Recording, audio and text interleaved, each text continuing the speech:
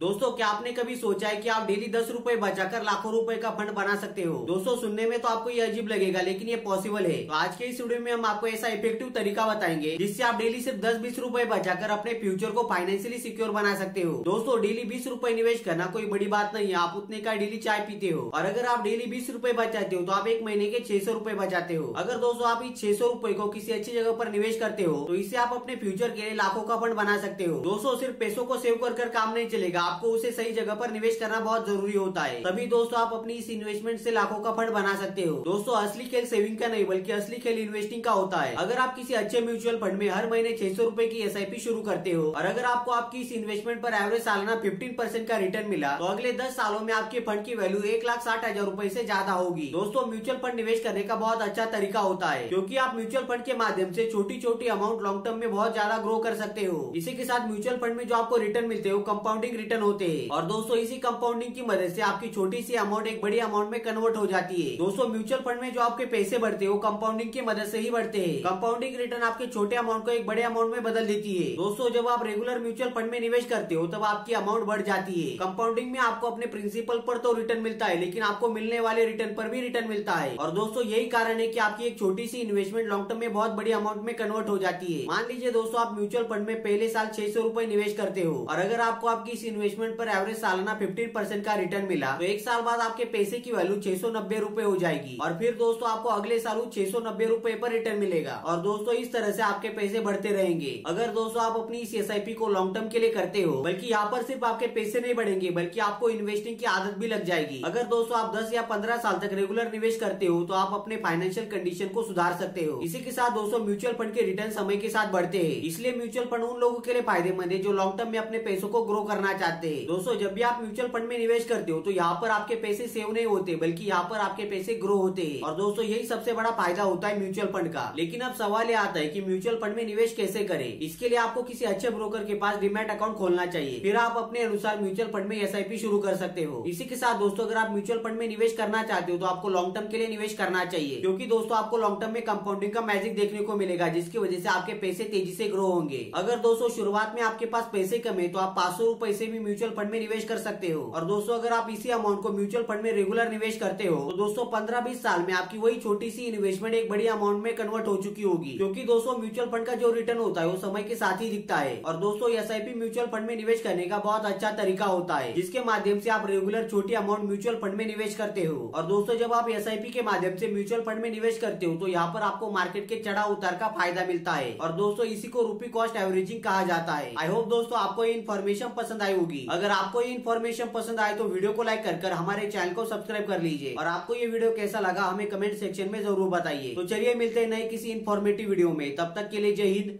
Vande Mataram.